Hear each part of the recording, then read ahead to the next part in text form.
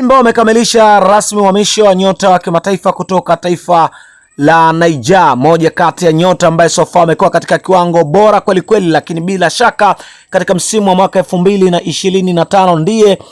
top scorer katika ligi ya Niger. Bila shaka atakuwa ni mchezaji wa pili katika kitabu cha klabu ya wekundu wa Msimbazi Simba katika dirisha hili dogo la usajili kutoka kule Niger. Mchezaji wa kwanza alikuwa ni golikipa ambaye tumeweza kuona kwamba Simba Sports Club so far wakiwa wanatamba naye katika kikosi hicho cha wekundu wa Msimbazi Simba, lakini Elvis Bernard Adae ni mchezaji wa pili kusajiliwa na klabu ya soka ya wekundu wa Msimbazi Simba. Twende tukatazame rekodi kubwa ambazo yuko nazo mchezaji huyo. Kwanza kabisa nyota huyo ana umri wa miaka 23. Amesaini kunako klabu ya soka ya Simba mkataba wa miaka miwili. Na tumeweza kuona kwamba nyota huyo katika msimu wa mwaka 2025 ndiye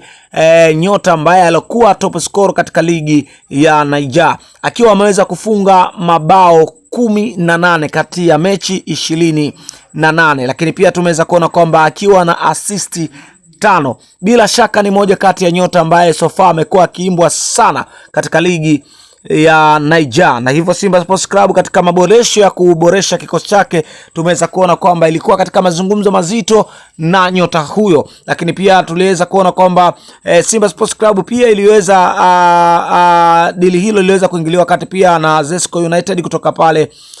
kutoka pale Rwanda. Bila shaka tumeweza kuona kwamba moja kati ya taarifa kubwa kwa hivi sasa ni kuhusiana na klabu ya soka ya wekundu wa Msimbazi Simba kuwa katika hatua ya mwisho ya kukamilisha uhamisho wa nyota huyo wa kimataifa, ambapo tumeweza kuona kwamba Simba Sports Club wakiwa wanahitaji saini ya nyota huyo kwa udi na uvumba, licha ya kuwepo na sintofahamu kubwa sana kuhusiana na hatima ya nyota huyo. Tumeweza kuona kwamba Simba Sports Club kwa mujibu wa taarifa wakiwa wamepania kuipata saini ya nyota huyo, huku akitaka kuziba pengo la Steve Dese Mukwara, moja kati ya nyota ambaye so far ameweza kuuzwa nje na klabu ya soka ya wekundu wa Msimbazi Simba, ambapo tumeweza kuona kwamba dili hilo linatarajiwa kufungwa hivi karibuni kabla